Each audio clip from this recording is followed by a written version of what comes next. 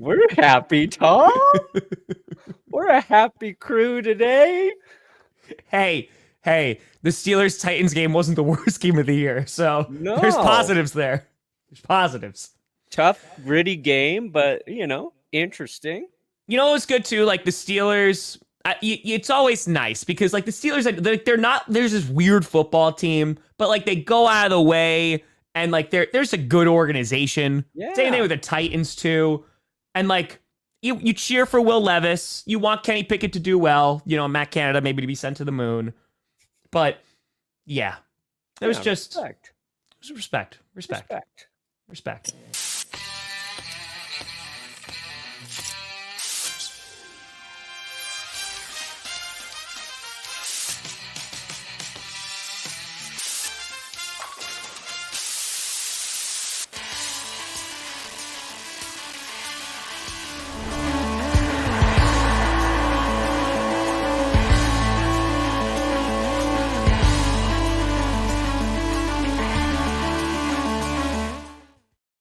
Oh, baby.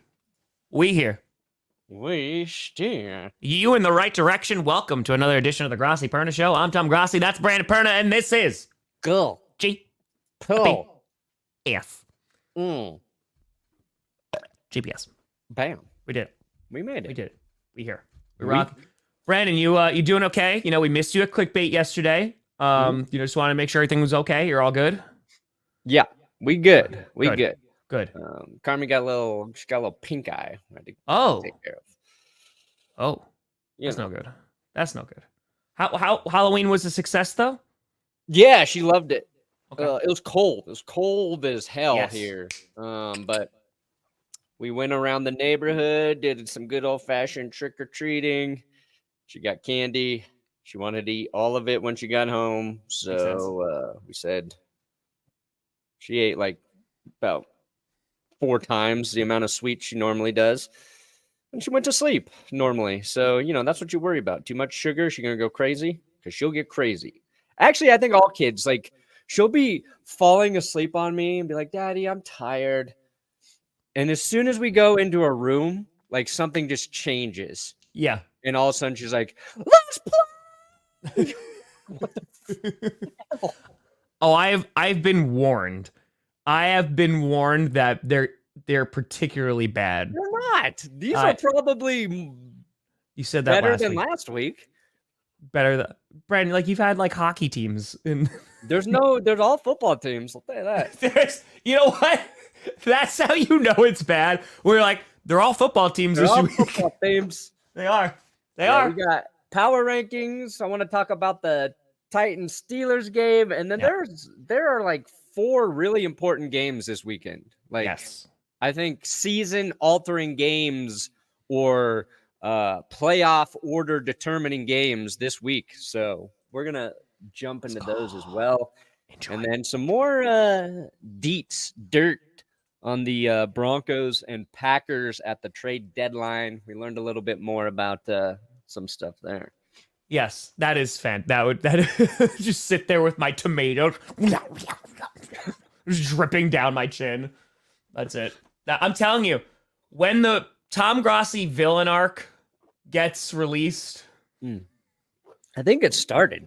The world will never be the same again. I think it's in you're being beaten down right now by your team. You're in the process of being humiliated by your football team. It happens when they're 2 and whatever. You think you're going to be competitive and you're just one of the worst teams in the NFL. It happens. Is this supposed to make me feel better? It's not, Brad. No, because you're just starting to get beat.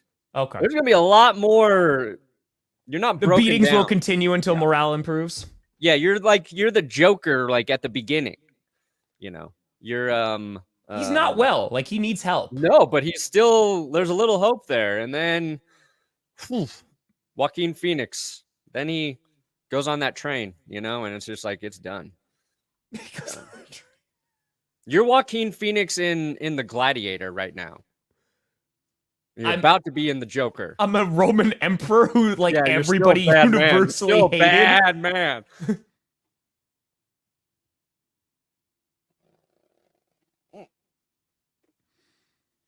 Rachel, your cookies were great. Wish the United States Postal Service would have delivered them on time, but I really appreciate you taking the time to make those. You got a shout out in Jess's new vlog. Really appreciate it. Yeah. Also, we have a GPS Clips channel. In case anybody doesn't know, Did we just hit 10,000 subs? We just hit 10,000 subs on GPS Clips. So Johnny Barks, he clips the show. He posts it there. And Barks makes a chunk of the money that channel now earns. So just know if you're supporting that channel, you're also supporting Johnny Barks, who works his ass off for both of us. So GPS, we never fucking talk about GPS Clips, but we got a Clips channel. If you missed the show or you want to see what Johnny determines to be the best part of the show, that's where you can check it out. GPS Clips. Hell yeah. That's rough. Oh, did you see Coleman's curse for their underdog special last night, Tom? Yes, I did. With George Pickens, he had 0.5 and he ended with -1. Yeah. They wound up they're fixing it though. They're still crediting it, which is nice, which is good. It's hilarious. Okay, so anybody who's not familiar, Brett Coleman is, you think my curses are bad. Coleman's legit. The Coleman curse is real. It's very real. So they did their live stream during the game. They are also sponsored by Underdog. Just don't ever use their code. Use our code. Never don't ever support do it. Brett. No. Great person. Great content. Love him. But never. Or EJ. Ever use their code. Never. What is their code? Don't know. Don't care. Give us shit. I don't. I if I ever saw their code on the street, I would curb stomp it. Yeah. I would. Every time I see Brett tweet with their code, I report it to Twitter. I do too. And you know what? I say that it's for slurs. I go all the way. That's how offensive their code is to me. But what they did, and this is hilarious, is so last week, Grossi and I had our special for the Broncos-Packers game with Russell Wilson, 0.5 point. Mm-hmm. They had George Pickens at 0.5 point. And they purposely picked Pickens knowing that he basically, which I think we talked about on this show, he has like one highlight per game. It's one insane catch, but that's basically all he does in the game. Yeah. He's good for like one spectacular catch that you're like, holy crap, they should utilize this guy more. And then we say the same thing every single week. So they had him at 0.5 point, knowing he was going to be titillating, and he broke it. He got 0.5 point. Yeah. And then I think there was a run or something. He lost some yards, and it went back under. And he had a touchdown grab where inexplicably he doesn't get his foot in bounds. Yes. This guy makes the most insane catches you see every week, and he just can't get his foot down in bounds on a well-thrown ball where he has space. So Pickett and Pickens don't hit for their underdog pick 'em. He gets -1. Yeah. He needed 0.5. He got -1. He got negative points. All he needed was 0.5 point, and he messed it up. But Underdog, good company, is why we work with them. They credited everybody for the gimme if they had Pickens, which just freaking hilarious. Yeah, 10 out of 10. But I do want to talk about that game. Let's talk about it. So this game was not, I mean, listen, that first quarter was 9 accepted penalties. Oh my we had the laundry counter, dude. It was every 5 seconds. Holding, roughing the passer, like illegal contact. Like it was just nonstop. And they were like, most of them were penalties. You're like, yeah, okay. But at some point, if you're the official, it's like holding. We just threw 8 flags. I'm just going to let this hold go. I'm going to let it go. Just let it go. He was like, you know what? This is too much. I'm gonna get carpal tunnel. Like this is way too much going on right now. Let it go. Oh, they were. There was that. The offensive lineman for the Titans kept going down. Like there were some significant injuries. Traylon Burks got injured. So there was injuries. Yeah, because Holcomb got hurt too. Like he got carted off. Did you see the clip? I did not. Oh, is it bad? Yeah, it's like it's such a freak accident too, where you like sometimes you see horrific injuries and it makes sense. You're like, oh yeah. This one, it's just I forget whose leg came out. They're like flying and their leg just comes and whips him in the knee, and you just see his knee and his like The part of his leg that's not supposed to go backwards goes backwards. Yeah, that's no good. It's like, I think Bussin' with the Boys posted the clip, but yeah, it looked like something bad happened there. I know they think, because I think it was one of the commentators, right? He was like, "Yeah, we're not showing that." we're not. Al Michaels, who I also want to talk about too. That was badass. That was bad. You mean when Tree J Watt? I'm telling you, he looks like Tree. He does. I know. He does. Especially since like Tree's like gotten in like really good shape lately. Like their face, like the way it's the look and the shape of it. And like, dang. Tree J Watt. Nice. Who came up with that? You? What? That he looks like TJ Watt? Well, just Tree J Watt. Yeah. Oh no, he came up yesterday. That's all. Tree. He came up. Yeah, that's all Tree. It's all Tree. Yeah. So Steelers fans are also like, they're like, dude, like he's getting hugged like every single play, and they're like, yeah, happens. They wasted all their flags. They're like, we're done now. We can't do it anymore because we had 9 in the first quarter. But anyway, like it was a competitive game. Like it came down to the end. Will Levis went up against like a real defense, and his offensive line did not do great. And like he didn't look too bad. That last drive should have been like interceptions 2 separate times, besides the final one that was actually an interception. But for a second start on a short week on the road, there's some excitement there. I'm like very impressed with Will Levis through two games. Very small sample size. Very small. But just on Sunday, he came out, when he throws 4 touchdowns, it's like, oh, God, the Titans offense has life for the first time. And then I feel like that being his first, like if you were going to figure out when you start Will Levis, you would do it after Thursday's game. Yeah. Or you name him you're going to start him Thursday, and you start prepping him the 10 days prior, because I think the difficulty level he was thrown into for his 2 first starts, significant, as tough as possible. Not Sunday's game, but then having 4 days to prepare for the Steelers defense with an offensive line who's shifting players like every other series because dudes are getting hurt. It's really impressive. And it's not like he went out there and lit it up, but one, he's just not scared. Like, I love that about him. Like, he's going to throw the ball. Yep.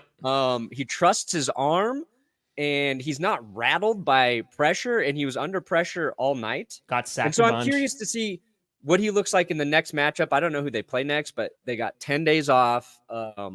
It's just like you feel really good about what you saw in just 2 short games. Like, I would not want to start a rookie against the Steelers defense after 4 days of just making your first freaking start. So on the road. Yeah.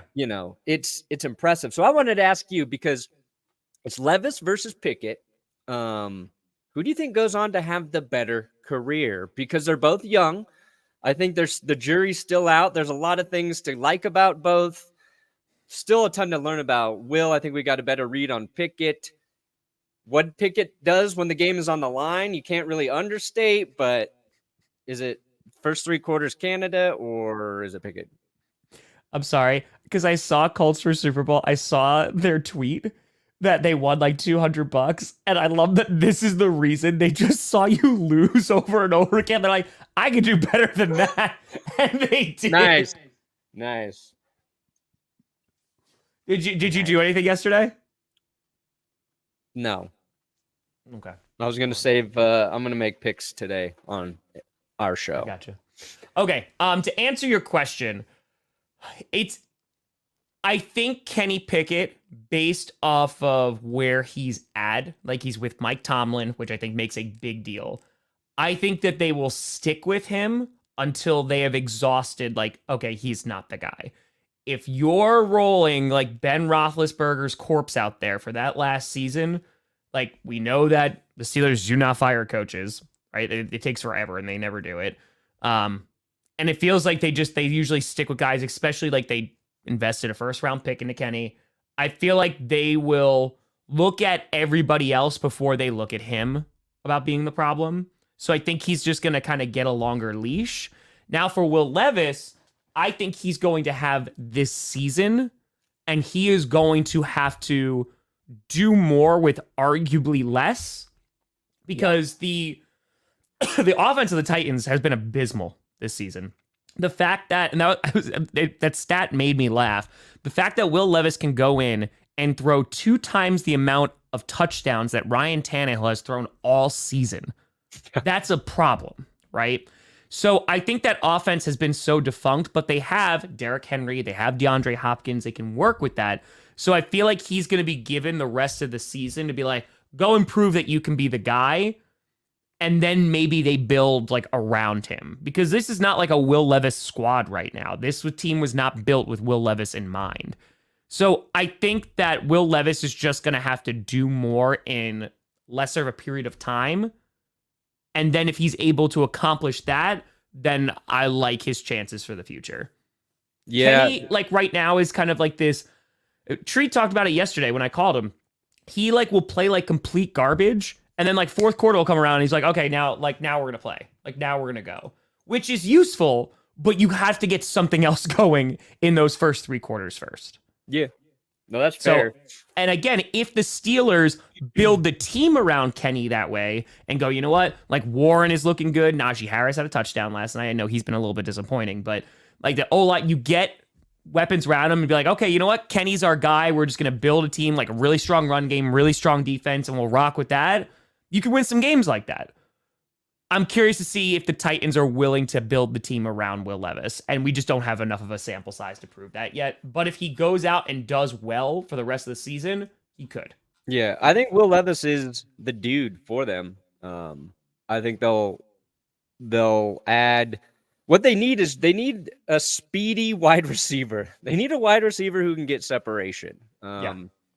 Hopkins is good. He's still good. And Levis showed just get him the ball and things can happen. But he's not that dynamic threat that your defense has to really account for. And something that came out after that game that I saw was Joey Porter during the week asked Mike Tomlin if he could just follow D-Hop everywhere, if he could just cover D-Hop. And there's an interview after the game, and he said, well, Tomlin at first was like, we'll see. We'll see. Well, let's think about that. And they let him, and he shut Hopkins out in the second half. Didn't allow a single reception in the second half. The defense was really good last night, that second half. Yeah. And the Steelers' defense is very good every week. So, and Treylon Burks goes down with that weird injury, on the sideline that looked, pretty bad, but he's going to be okay. It sounds like they need that. A little more offensive line help. I know Skoronski's been great. It's just they haven't been able to stay healthy. But I think the Titans are actually like fairly close to putting something together.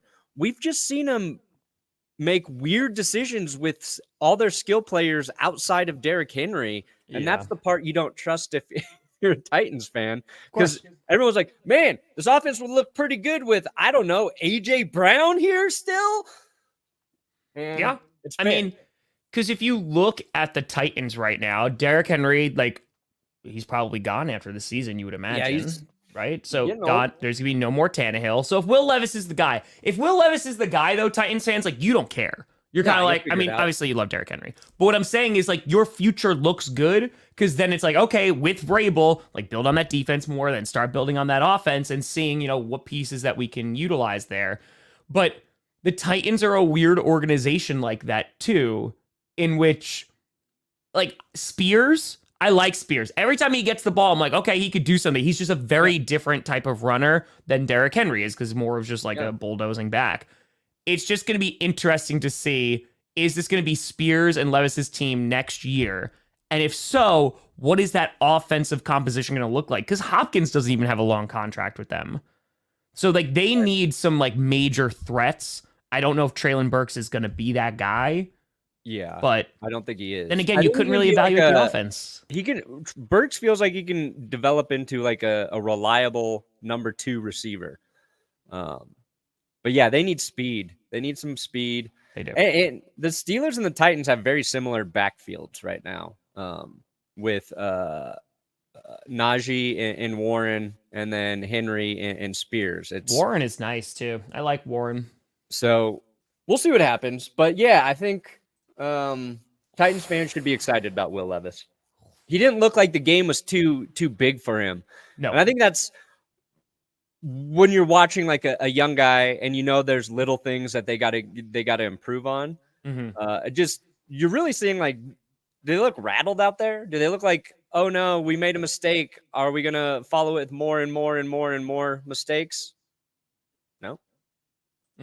Only time he started throwing dangerous balls really was that last drive, and it's because they needed desperation play. It's a good question. The fact that before their final drive, they need to score a touchdown. And they run back-to-back plays. Like, throw the freaking ball there, Tennessee. That was a really weird final drive. It just looked off. Yeah, and they're just going for it all, like on like fourth down. It's like, why are we even doing that? Like, it was the series before. It was just they got stuffed and then they ran and got stuffed again. It's like, what are you doing? That's a good question. I wouldn't say it's necessarily better. But Perna talks about this too, about like shuffle passes and like counting like that.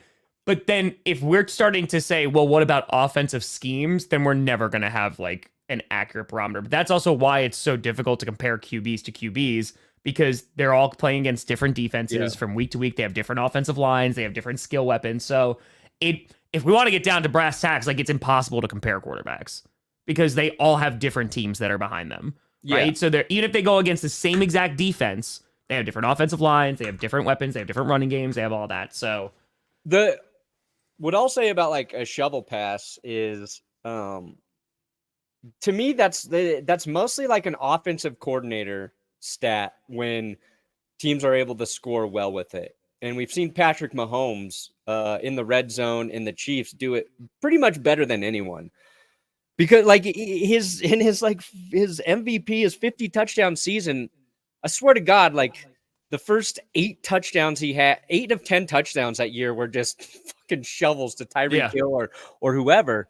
But that's great play design. That's having playmakers who exactly, because sometimes those plays, even when they're well designed, defense plays it right. But if you got a guy who makes one person miss, it's a touchdown.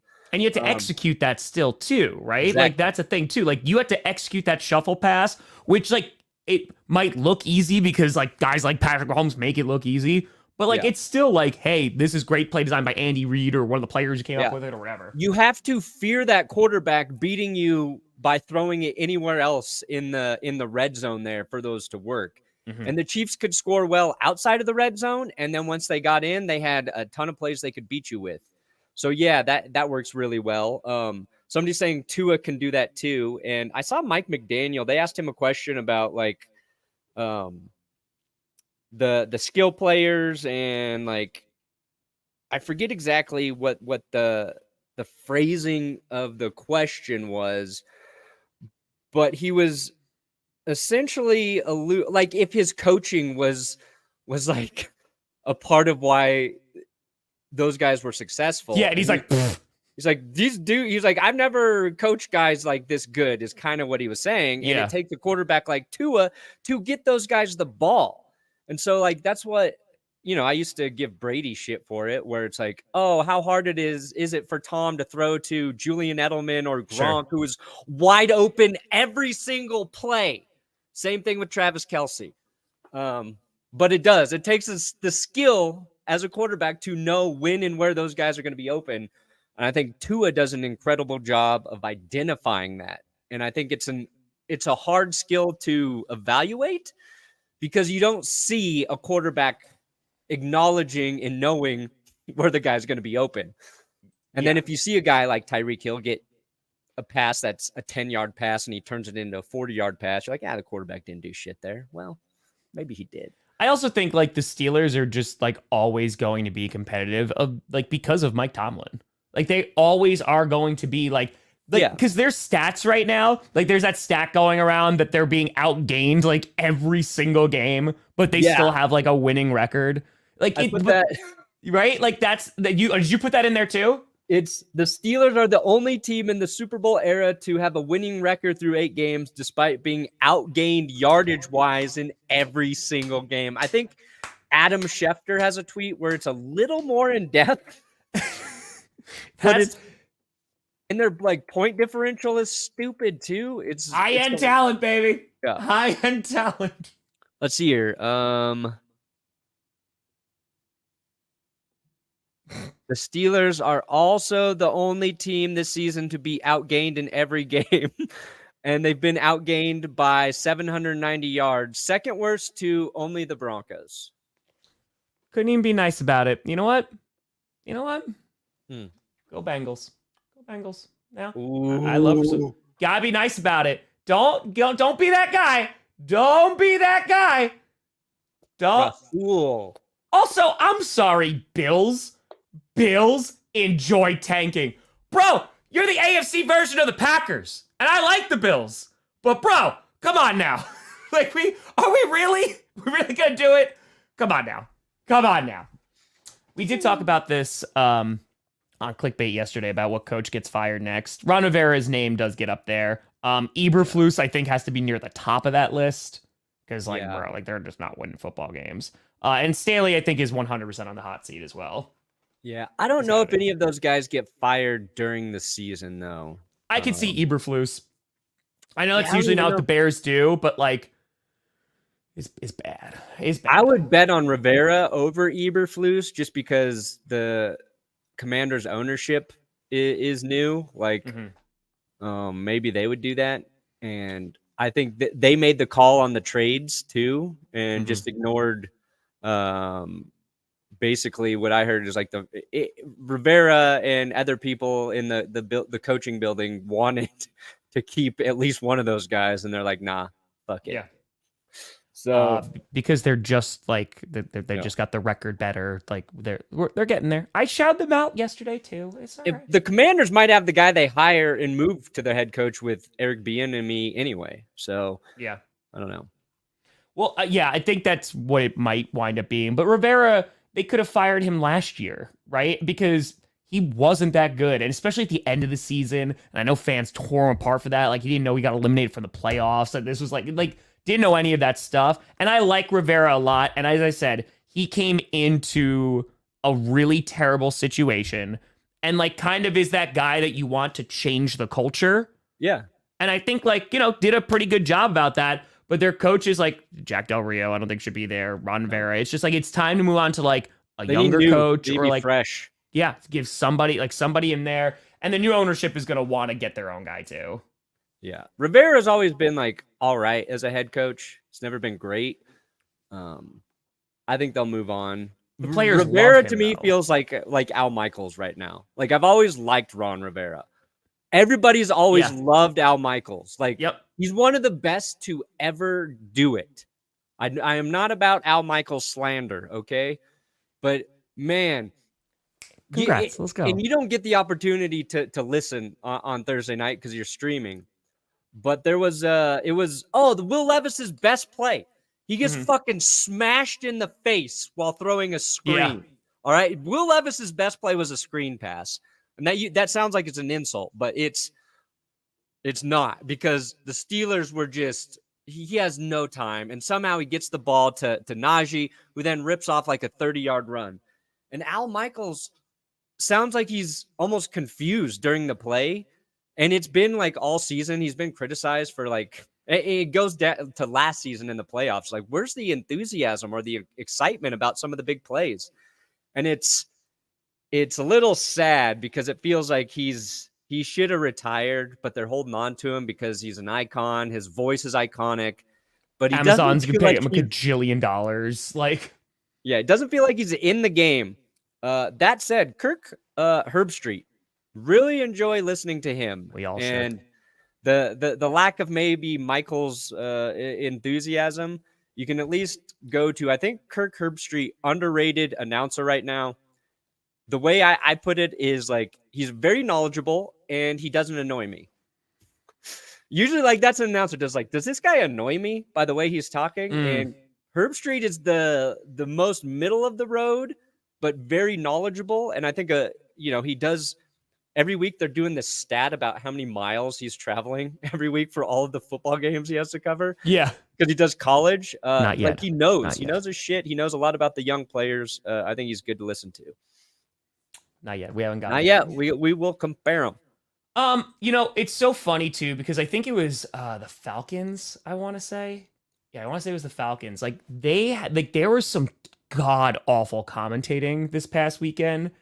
And I feel the commentating thing is such an interesting business, but to the perception of it, because right, you had like Pat Summerall, John Madden, like you had like these legends. Al Michaels is 100% in there too. And there's also like voices that you just know, like Chris Collinsworth, like he's always around there as well.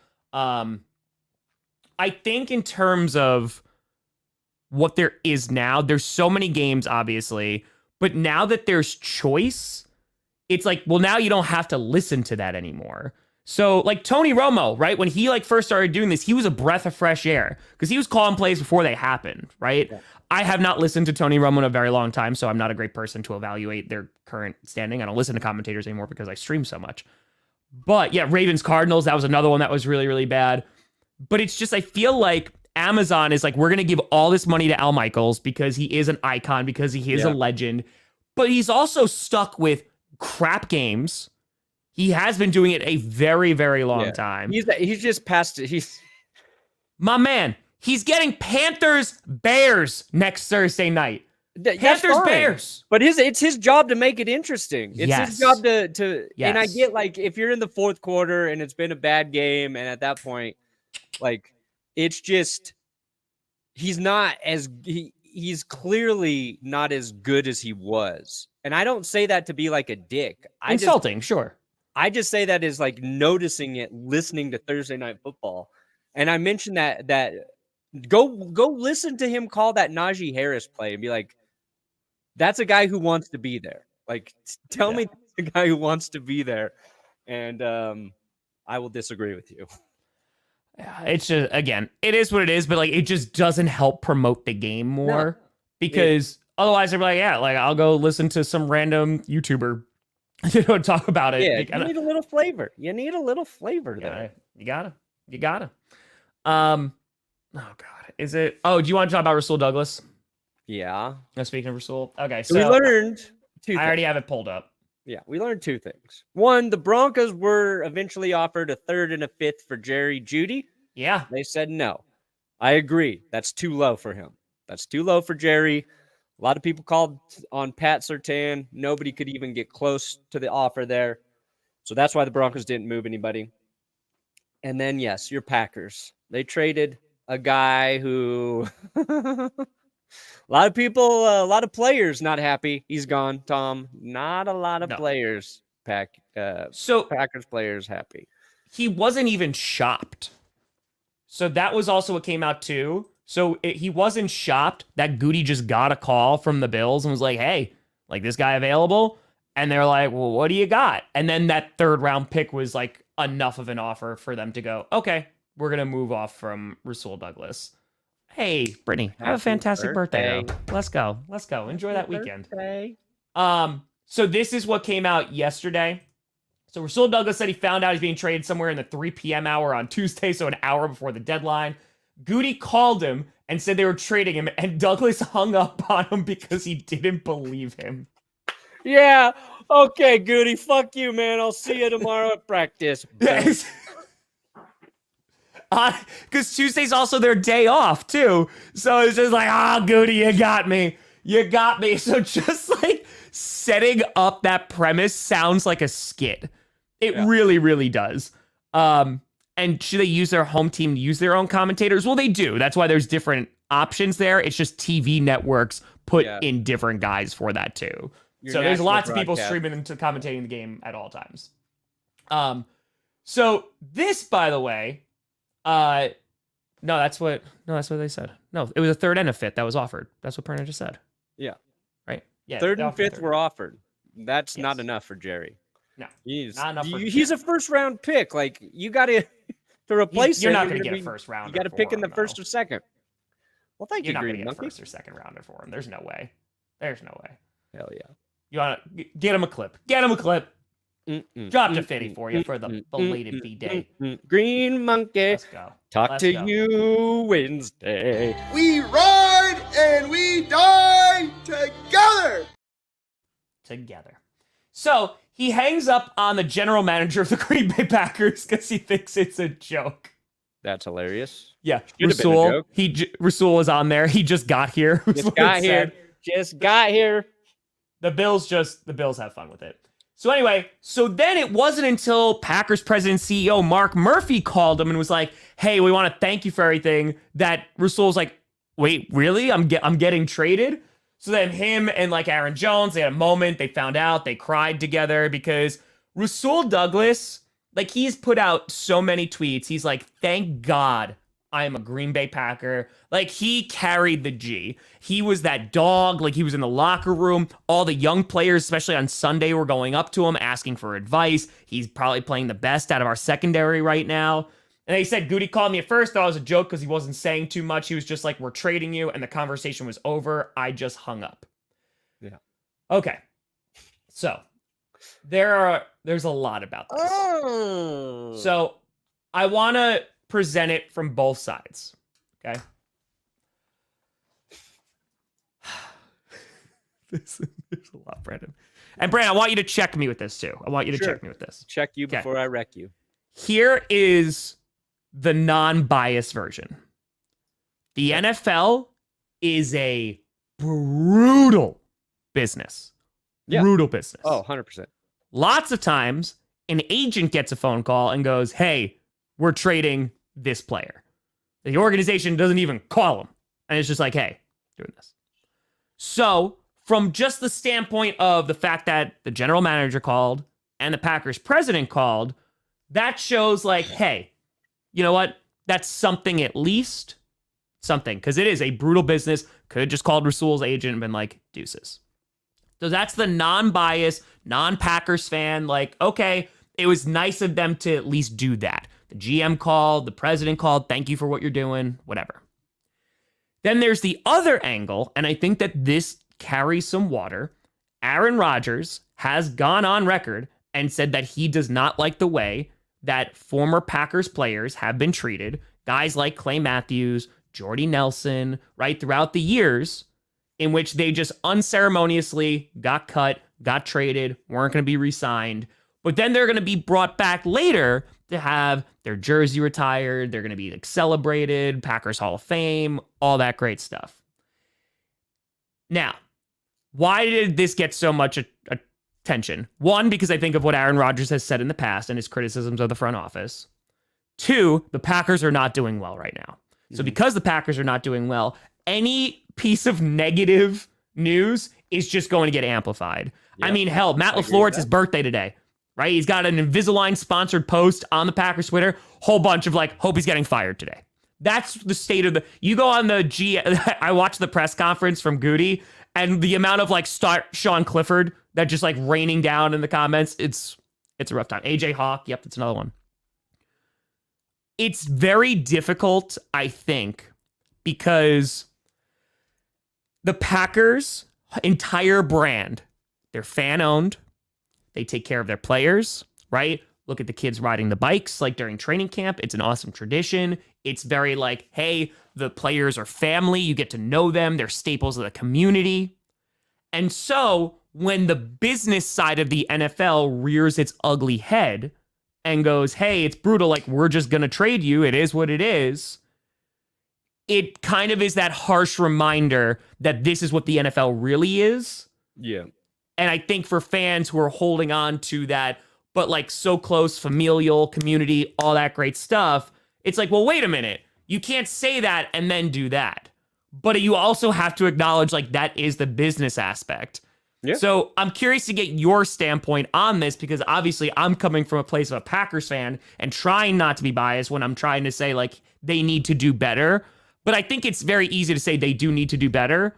And like this kind of stuff that gets out there, because Mark Murphy calling him, the president of the Packers calling Rasul Douglas and thanking him for his time, like that's really, really nice. Right? Yeah, like I think that's a good thing. But your GM being like, we're trading you, and then that's it. Yeah. I think Oof. Mm-hmm. There's two things. One is what up, Appreciate you, Trev? Thank you, Trev. It's the Packers front office admitted they have no hope for this season and or next season. So when you trade a guy like Rasul, who he had one more year left on his contract, right? Like he's under contract for next season. He was on the contract. Yeah, he's gonna be a pretty sizable cap hit too. Yeah. He's got a cap hit. He's on contract for next season. He is one of your best defensive players. They trade him away for just a third rounder, by the way. And we traded a fifth. Yeah. So you gave up a little to get rid of him.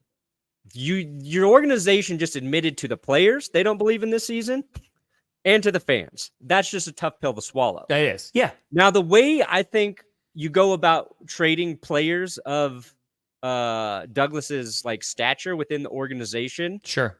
is, and they did him right by sending him to Buffalo, in that Buffalo is a competitive team. Contender, absolutely. Fine.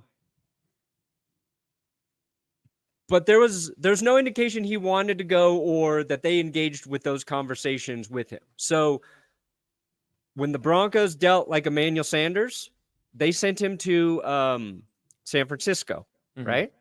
They sent him to a place where he could go win. They got some comp for him. DT, they might have done a little dirty. They sent him to Houston, but Houston was a little more competitive then. They sent Von Miller to the Rams. And that one was probably the biggest, like, oh shit, because I don't think Von actually wanted to go.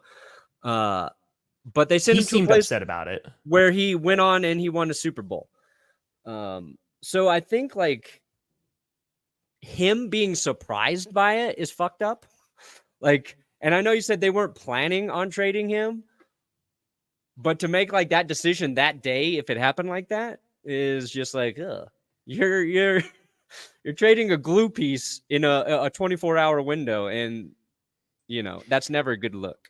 See, here's the thing, Pack Attack. Like, that's not even what I'm arguing, because it's it's an hour before the trade deadline, obviously. So like they gotta move, and they gotta move quickly. Ultimately, it is the GM who's saying, "Hey, I'm putting together this roster. We're trading folks, etc." Yeah. So I think there's just a way to do it, and Mark Murphy, I think, did it that way. Like calling your player and be like, "Hey, listen, thank you so much for everything that you've done, what have you." And I'm not just saying that because I interview Mark Murphy. Yeah. But I'm saying, what is the lead in that story? That Brian Gutekunst said, "Hey, we're trading you." Conversation over, and Rasul hung up on him. That's the lead. Yeah. That kind of stuff does not help the perception of the Packers. Because as you just said, and this is an important note here, the Packers are not good this season. It's going to be, and trading away one of your best defensive players right now, it's that bitter pill of like, listen, they're not going to be good. They're not going to be good. This season's not going to go well. Potentially next season, but it's definitely not this season. You need to have like the fans in your good graces. Yeah. And even if you're trading them away, which I get it, it's a business. You got to do what you got to do. You're getting value for them, getting a third round pick. There is a way to handle it so these kind of stories don't come out. And they're just like, "Hey, listen, Bill's called, unfortunately, blah, blah." And I know this is legit armchair GM. And I'm not pretending like, oh, of course, I know how to do it. But considering this has been a constant issue that has been brought up for years, that's problematic, because right now, the Packers need all like the good publicity they could possibly get. And, that Rasul one doesn't help. It's the shock of the trade, and then it's the aftermath that it just doesn't make it look good. Yeah. And like Vaughn's thing too, like people thought that there was a chance Vaughn was going to get moved. Sure. Right. We thought a lot of these guys were going to get moved. It was not like a completely random, oh, what the hell? And I think that's what looks weird for the Packers as well. But I will say though, real quick, besides like Twitter and like, that the best tweet that I saw yesterday by far, and it's not even close, is from Leonard Fournette. Oh, yeah. In Buffalo, coming from Tampa. No lie, Buffalo colder than a penguin's ass out here. Lord. And then 3 hours later, he is bundled up. You're wearing short shorts, Lenny. Yep. I saw that and I could not stop laughing. Like that was phenomenal. That was a great tweet. So, and the Bills social media had fun with it too. They are very good at their jobs. They're very, very good at their jobs. So, yeah, we'll see, Daniel. We shall see. We do some power rankings. So he was either alive, now he's dead, or he was dead, he was really dead. What else matters? What else matters? Walk through it. Everybody either puts a thumb up or thumb down. Just wanted to get you in the headspace for power rankings. So I will never what else matters? What else matters? Yeah, I'm gonna have to watch through more of that. What else matters? All right, we're gonna do our power rankings, and we're gonna break down these really key games coming up. Let's do it. Okay, did you get it? Did you get it? I did. I'm not even looking a second time. I saw the Broncos were 1. Number 1, baby! You beat my number 1 team. You become the number 1 team. Pretty simple. If Buffalo beats the Broncos after the bye, well, congratulations, Buffalo. You'll be at number 1. Don't think it's going to happen. We both got the Lions at 4. No arguing there. The rest of it, we got some. Yeah, Cowboys at 8. Lions at 4. Cowboys at 8. Those are the only 2 certainties. What is hell? That's just Giants? Giants fans are in hell. Okay, got it. I can't imagine anybody. -9 passing yards will do it. Yeah. Nope, that makes sense. Giants are in hell. So is that your new rule now, that if your number 1 team loses, whoever beats them gets to number 1? Because I'm pretty sure you have not done that this season. I'm pretty sure you have not. Is that a new rule now? We'll see. Like I said in this video, this specific power rankings, I said, if you're upset by this, you have to remember there are no rules here. But you and tell me. Part me, of that reason is I can't remember the rules I have made, Tom. At least he's honest. At least he's honest. I can't remember the rules that have been established. Yeah, Brandon, because maybe this is that. Did you ever see the Babadook? Okay, great horror movie. You've probably seen the meme. It's the mom in the front seat yelling at the kid, "Why can't you be normal?" That's you, Brandon. Just the power. I'm the mommy? No. You are the screaming child. You are the screaming child. Number that's 1. it. You can't. There's gotta be number 1. I'm not. That's not even the most surprising thing here. No, because it does nothing for the organization. We have to see if Love is the guy. We beat the pretending Chiefs asses. Look, Chiefs aren't even in the top 10. What a pathetic organization Kansas City is right now. You took them out of the top 10? Yeah, I did. And guess what? They're going to lose this week to the Dolphins, and everyone's going to be like, oh, maybe Perna was right. Uh-oh, are we in trouble? Are we in trouble? Let me enjoy this week. It's been 7.5 years since I could talk shit about the Chiefs, and I'm going to talk it. All right, so let's Cowboys are at 8. You put the Ravens at 2. Wow. Yeah, I mean, they are winning. I mean, it wasn't pretty, but you lowered them for winning against the Cardinals. Yeah, I wasn't that impressed with their win against the Cardinals. And then I was like, oh, God, where am I going to... this is low. This is probably too low for them, but it's going to piss off Ravens fans, and ultimately that'll be okay. Seahawks, you have all the way down at 9. Yeah, they're not that good. They're number 1 in the. They're gonna play the Ravens. They're gonna get their ass kicked. They're gonna get their ass kicked by the Ravens this week. Damn. Okay. Ravens are gonna make me look stupid. The Seahawks are gonna make me look smart. Okay. I'm just trying to look here. The Raiders need healing, according to you. I put Raiders fans. I put the Raiders fans in heaven. No, but that's just the Raiders logo. Yeah, but it's their fans. But you put the Giants fan a separate picture in hell. Yeah, So how well, can that's the logo because- represent the fans when the actual That's picture because of the I had fan- that picture available. I had it available. I wasn't going to Google search for a Raider fan picture. Why? Raiders fan. It takes 2 words. No! Raiders fan. Google. Done. And I like Rachel's logo for Jimmy G. Okay. And I added a new category. I didn't put it in here, but I added a Goodest Dude award. And this week's Goodest Dude was Kirk Cousins, who still showed up for his kids event. He did. 24 hours after tearing his Achilles. And, Goodest Dude. Will I remember to do Goodest Dude next week? Tune in to find out. So that's my question. That was my follow-up question. What the Vikings are doing? What about him? You have them randomly floating above the list. That's just to remind me of Kirk Cousins, Goodest Dude. I would have put him in the top 10, but I am not, because I had him at 10 last week. I don't even know who the fuck Jaron Hall is. So like, I can't rate a team if I've never heard of their quarterback. I cannot. I just can't. If I don't know him. The best part is, Brandon, is that the Chiefs, who are obviously a top 10 team, are not. Oh! Dolphins are going to do this to the Chiefs. With their flipper. I'm praying. I am hoping I'm right about one of the few things this week. But here's the thing, Brandon. I feel like we've surpassed it to even when you're just dead wrong. You're just like, yeah. Oh, yeah. Who cares? Love the next thing. It's a sports game. What's my opinion matter? Yeah, 49ers, I kept them at 10 just because, like, I feel like they'll be okay. Like, I think eventually they'll be fine. The Jets are going to stay so far away from everything ever.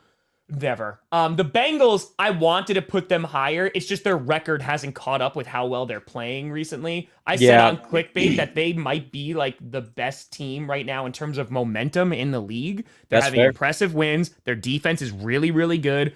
Joe Burrow is fully back, and he looked incredible against the 49ers. And like, I think there's a good chance that they beat the crap out of the Bills.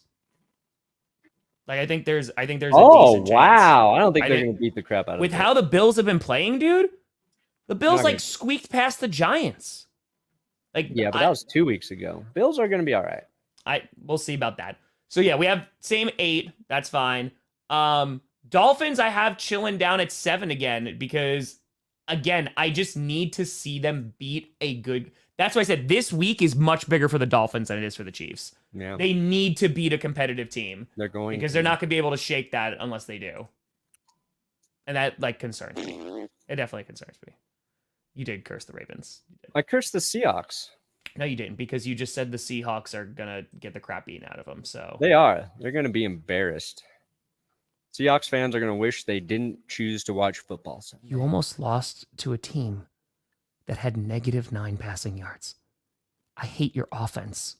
Your offense is an abomination to God, and the Giants are somehow worse. I wish the Jets and Steelers were playing this week. Dude, I have to watch the Raiders and Jets in primetime. Ooh, that's going to be a fun game, actually, I think. For Tom. who? For who? For who? For the world. No. The Raiders, I think. Oh, wait. We're not done. Yeah. We're not done. No. I got to make my pickups, Tom. No, shut up. Okay. So here we go. We're getting through this, damn it. If you are making me see this. So the Chiefs aren't in your top 10. We got the Lions at 4. The Jaguars I have at 3 because they have the longest winning streak. Their offense keeps turning the damn ball over, but they keep on winning. Their defense is really good. Why do you have them at 6, Brandon? Because I don't think they've played a complete game yet. And they're still winning despite that. So you could argue they are even better. But, like, I just need to see them kick somebody's ass start to finish. Like, really just... I agree. I need one of those games. Just one of those games. I agree. And this, what they just beat the Steelers, right? Was that Sunday? Yeah, they beat the Steelers. Yeah. It was an ugly game, too. They turned the ball over. 20-10. Just blow somebody out. Entertain me, Jacksonville. I need a little more entertainment from Jacksonville. And you called me Joaquin Phoenix from Gladiator? Well, okay, maybe I could be him. That's the this is okay. If anybody wants to understand why I do and talk and think about football the way I do, it's because the sole job of every team that's not the Broncos and every player that doesn't play for the Broncos is to fucking entertain me. If you bore me, I find it offensive. And I feel like you have attacked me personally because you wasted my time, my precious, precious time. You could never stream these primetime games. No, I could not, Tom. I could not do what you do. I'm not saying that. I'm just saying survive some of these games. It's rough. It's rough out here. I find myself enjoying watching Tyreek Hill, and this is a man I hated, but I like watching him because he entertains me when he plays. This season, in terms of players entertaining us, it feels like we're kind of at a low. Don't say us. There's not a running back who's close to 1,000 yards yet. Receivers like Justin Jefferson's hurt. The Bengals offense has been, I want more 200-yard receivers. I need more teams. Like the Dolphins did it once against the Broncos where they just destroyed them. I need stats. Yeah, I got the Ravens winning. I need big plays. I'm sick of these little freaking dinks and dunks and all this. Just give me something good. Give me something entertaining. That's all I want. That's all I want. So you could be okay, but if you're entertaining me, probably the best team I've ever seen. It's always nice when we get like a peek behind the curtain. So I entertain me. That's your job. Entertain me, clown. That's not going to make a good clip in the future. Entertain me, clown. I want a bicycle. All right, so what do you got here, Brandon? All right, we're gonna win an underdog, Tom. Make sure you use our code GPS when you sign up over at Underdog. We got a link in the description. This is not gonna go right now, Brian Robinson is the 100K Sunday sweepstakes. What's the 100K? You just make a pick'em entry with the 100K player. 8 fantasy points for Brian Robinson against the Pats. Like it. Best part about it is you don't even have to be right. You don't even have to be right. You're still entered to win the 100K. Okay, now. I'm going to show a sexy disclaimer. Here. Mac Jones, lock of the week. Higher than 13.85. That is my lock of the week. He has no pass rushers coming after him. Chase Young, gone. Montez Sweat, gone. Mac Jones is going to have himself a game. Going higher there. Brandon, I want to live in a world where you have as much confidence in Mac Jones as you do. Because I don't think there is a game, a scenario on this planet where I go, yup, Mac Jones is the lock of the week. You know what my lock of the night was last night? That Will Levis was going to get sacked more than 2.5 times, and he did. And he did. I'll take higher on Godwin. Jaron Hall, 12.35. Ooh, what a risky one. You know what? I'm going to go higher on Alexander Madison. Yeah, he's been doing great all year. If he stays healthy, you got a quarterback you've never started before? Yeah, it's a lean on this guy. Got to lean on him. Lean on me when you're not strong. I'll be your friend. Looking for my next lock. It is not. No, it is not. What's my next lock? I see you looking at Gardner Minshew. Huh? I see you looking. He's good for fantasy points. Against Carolina. Who'd they just lose to? Indy? My good God. I'm broken. It was all the way last week. I don't remember anymore. Colts. Who'd they just lose to? The Saints. The Saints, because the Saints actually look good against them because their secondary is so bad. You know what? Give me higher. Give me higher on Gardner Minshew. Max bet 5. Wow. Yeah, because you got a special in there. I know. Boom. There we go. I'm not going to share my picks. Give people the easy money of doing the opposite of what I picked. Brandon, you haven't won one yet. I know. Guess what? I don't even want to win one now. I want to be the worst underdog player in the history of their app. That's what I want. Go broke or go home. All right, we've got some big games here, Tom. Please be responsible. ESPN. It's in the game. That's EA Sports. Where are my mother-licking pick'ems? Perna and Will. That's true. Yeah, if you want to be entertained, you can check out Coach. Damn it! I already am down one on my pick'ems. Yeah, I picked the Titans to win too. Yep. I went out on a limb. Yankees, I'm hoping. I am hoping. All right, Okay. Dolphins, Chiefs. Look, we'll be streaming this game. We're going to stream this game Sunday morning from Germany. Yes, Wyatt, because that's what happened in the beginning of the year. German potato soup. If anybody can tell me what that's from, I'll send you a bag of coffee. Oh, there you go. German potato soup. Listen, according to Brandon Perna, the Broncos ain't looking to rebuild. They're going full speed ahead after beating the Chiefs. They're not. Yeah, they are. They are. If we beat the Bills, they're not. We back in it, baby. First sentence. They're not. They are. They are. Oh, William got it. William got it. Is he the first? William, you're the winner. P90X. You know what's so funny? Because I could do that for insanity. Oh, you can? I've done it so many times. All right, William. I'll hook you up with a bag of coffee. That's accurate. Yep. How do I there get you go, Johnny Barks? William, DM me on Twitter at Brandon Perna. Go to Twitter, DM me. I will hook you up. All right. What do you think? Do you think the Chiefs are going to win this game, Tom?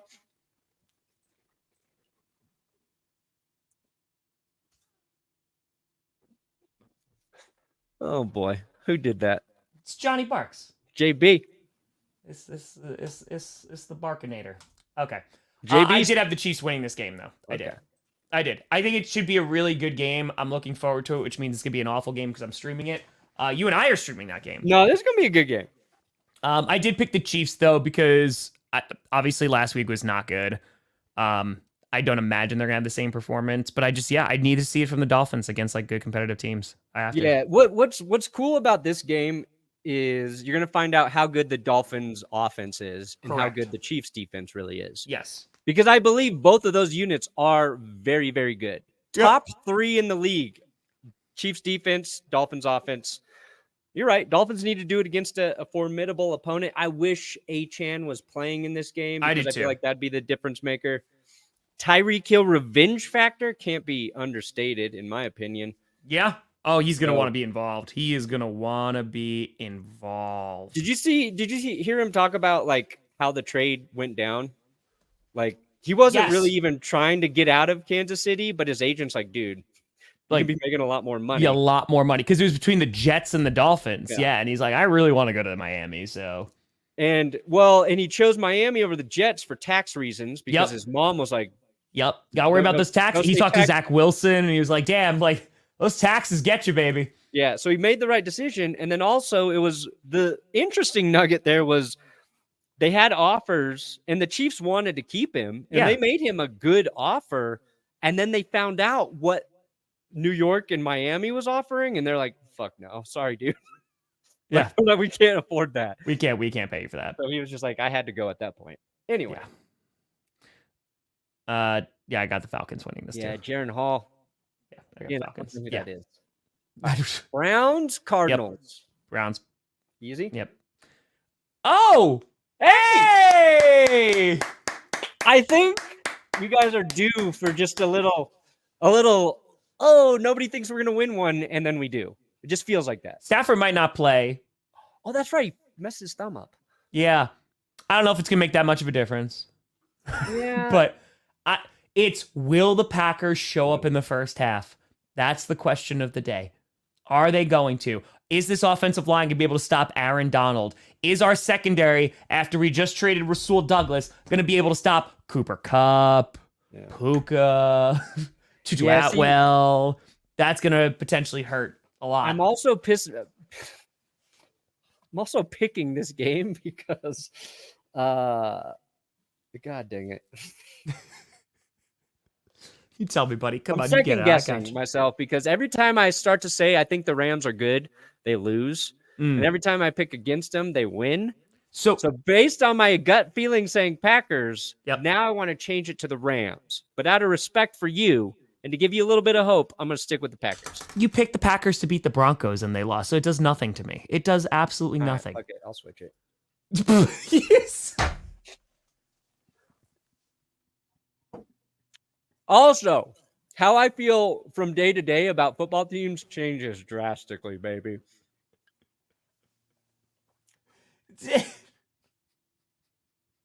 Oh, it's stay. I can't. Stay.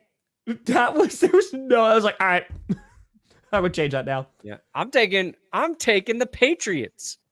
Coincides with my Mac Jones, you know? No, I picked the Commanders still. Because Sam Howell, I believe in him. I do too, but I believe in him. We'll see. It is minute to minute. Yeah, Saints. Well, we're not thinking about one important thing here, Tom. Mac Jones being the lock of the week. Well, two things. Okay, that one. And also Josh McDaniels. He ain't coaching the Raiders this week. I bet he's right in Mac Jones' ear all game. Legally, can they do that? No. But you know who cares about laws? Not the Patriots, not that coaching staff. So that's what I was going to say. Every single Steelers game I have gotten wrong this year. Every single one. Every single one. And that was like the Titans for me last year. There's always like one team that I just can't get. And the Steelers, like, they shouldn't win, but they do. And they're like, okay, they'll win. I picked them at the upset the Jaguars. Nope, they didn't do that either. So, Saints, I have the Saints winning too. I mean, the Bears are just a dumpster fire right now. They are just a dumpster fire right now. When is Justin Fields back yet? I don't think. I think it's Bajan still. I think it's Bajan. So, oh yeah, no, it was bad. All right, this game I'm really looking forward to. I'm going to be watching the Packers-Rams, but this is all right, Seahawks, like, let's see how good you really are, because I really love their secondary. I do. And got Leonard Williams. Pass rush should be a little bit better. But the Ravens, like, they are a very good team. They're just not consistent on offense, and that's what drives me insane. So if they put it all together, Ravens will win. If not, I think it's going to be a really close game. Cool. Ravens gonna smack the Seahawks. Okay, so you're saying smack. You're saying smack. Yeah. Okay. Ravens win that game 28-13. I picked the Texans here, but I have no faith in it. Yeah, this one's tough. This they one lost to the Panthers. Yeah. That one. Colts, Panthers could get another win, though. Yeah, Panthers could. I'm just going with Minshew. He just got to stop turning the ball over, and they'll be all right. I took the Raiders to beat the Giants. Yep. I think. Oh, wait, actually, no, I picked the Giants. Ooh. I picked the Giants. Their defense has been playing well. Daniel Jones is back, so it's not Tommy DeVito or anything. And I feel like the Raiders could be playing the Eagles this week, and the Raiders would win. I completely understand. I mean, listen, your new interim head coach, like, he had a great press conference. Yep. I like Antonio Pierce. I did a Josh McDaniels video yesterday, Tom, and there was a video I found from after Rich Bisaccia was let go, and they were just talking to Raiders players about Bisaccia.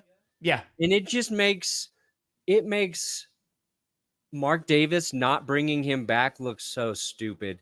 It's like every player on that team just love the dude. Like Hunter Renfrow literally used I would run through a wall for that guy. Max Crosby is like, he's one of the best coaches I've ever played for. I was just like, there's so many sound bites. I only could use like a couple. I'm like, this makes what they did look so bad because these guys loved him. They freaking loved him. Yep. And I think Antonio Pierce brings that same sort of energy and accountability. He's also not Josh McDaniels. Not Josh McDaniels. I think guys are going to play for him. So, you know. Oh, yeah. Ooh. So you missed this on clickbait, my good friend. Scooter said whoever wins this game is the best team in the league. Well, If the Eagles win, I'll say that. That's what I said. Because I was like, bro, like, no. Like, the Cowboys will go up. Don't get me wrong. The Cowboys will definitely go up. They ain't going to be the number one team, though. They ain't going to be the number one team. They just haven't done enough. And they're getting smacked by the 49ers. Yeah. So I guess it would depend on how the Cowboys win. If the Cowboys blow them out, then you're like, okay, yeah. Because that's kind of what was said. I don't think there's any chance the Cowboys blow them out. Yeah. I think if there's any blowout, it'll be on the Eagles side. I agree. Cowboys, they had a great game against the Rams. Against the Rams. Great game against the Rams. But yeah, I think the Eagles are better. There you go. Ooh, this game is going to be maybe, I don't know how good the game will actually be, but whoever wins or loses this game, it is a season-defining moment for one of these teams. And what I love too is like Chiefs fans are out there talking shit to Bengals fans about Tyler Boyd saying the Bills blamed the snow for the loss in the playoffs, and the Chiefs are like, oh, what Tyler Boyd, well, who would ever make excuses about a loss in the playoffs? So the fact that like those three teams are kind of connected and they all still like hate each other, I just love. I got the Bills winning. I know they're up and down. I know I know we don't trust him yet. Rasul Douglas, like, I'm very happy that he's with the Bills in terms of like adding to that secondary. I just think it is. He's a ball hawk. He's amazing for the locker room. He's going to help the younger guys. Absolutely. The Bengals, watching them play these past few weeks, especially against the 49ers, dude, they looked like the best team in football. And again, it's a week-to-week league, as we keep on saying. But the Bengals, they have a lot of momentum. They have a nice winning streak going. Joe Burrow's playing like perfect football. Joe Mixon was running well last week. Like, I'm just saying, the defense is opportunistic. Yeah. And it's just the Bills have been so inconsistent. And when they're really bad, their lows are low. They are low. So I think the Bengals right now just have way too much momentum. It's gonna be tough. No, I'm not saying this is a lock for Buffalo by any means. And I agree with everything you said. And I think the Bengals defense doesn't get enough credit. It's a unit. Trey Hendrickson is just consistently he's just such a consistent edge rusher, and nobody ever talks about him in the same category as the elite edge rushers. Really good. I think skip this. I think the Bengals. If the Bengals win, yeah. Sorry, get ahead, Perna. Sorry, I was accused of skipping it. Come on, man. Sorry, come on, man. Sorry, vegan penguin. But here's where I think Rasul Douglas, huge get for Buffalo, huge. And was Douglas making an impact in his first game for the Packers when he joined, Tom? Rasul? Yeah. Oh, yeah, he made an immediate impact, yeah. Boom. That's my X Factor 1. He makes a big play in this game. Last week, I think Josh Allen learned to trust Dalton Kincaid and Khalil Shakir in the passing game. And I think the Bills right now, they've got a better unit of ball catchers than the Bengals do until we see T. Higgins consistently get back to form, and Jamar Chase be Jamar Chase every week. I'm going to take Buffalo with Diggs, with Gabe Davis, who's playing really well this season, with Shakir and or Kincaid. Like it. Okay. But this game, like, whoever wins this game, like, I'm all in on your team making a run to the AFC Championship game against whoever wins in the Dolphins, Chiefs, Ravens, Seahawks. Then we have Monday Night Football. I took the Jets, Tom. I'm going to do it. I would not be surprised. The Jets in your power rankings, come to the dark side. I am here, baby. They're not in your power rankings either. I know, but I didn't get called out for it. I could see this is actually a really difficult game to predict because the offense of the Chargers looked really good last week, but it's against the Bears. And like the Chargers offense has been so underwhelming this year, and the Jets are coming in with this amazing defense and their offense is trash, but they're going up against not a great defense. Like, it's this weird game. I 1,000,000% can see the Jets winning this game. I picked the Chargers, but I would not be shocked at all if the Jets pulled this off. 100%. This feels like the most Charger game of the Chargering season that we're going to Chargering watch. Yep. Look, for Chargers fans' sake, I hope Herbert dices up the Jets. Appreciate you, Jason. Okay? Because if anything can convince you that Herbert is as good as advertised, it would be him being the only quarterback to just perform against this defense. We just the Jets defense just smothers people. Just you're dead. You're dead against that defense. And knowing that the Chargers offense just played well makes me more certain than ever they are going to be horrible this week. You know what's really funny too? So you had the big news that they're expecting Aaron Rodgers to come back, and Aaron Rodgers is going to be like, yeah, that's the expectation, but I've still got a long way to go. I'm not even jogging yet. But they have a winning streak going on, and it might be one of the ugliest winning streaks I have seen in a while. But it doesn't matter, because as long as they're alive at the end, where they're even contending for that wild card spot, you get to late January, or more mid-January. If Rodgers can come back, dude, that story would be insane. It really would. And I'm not going to lie, I'm hoping for it. I am, because it'd be a great story for Rodgers, getting back out there and leading his team in the playoffs, and Zach Wilson's gonna be like, I get it. I get it.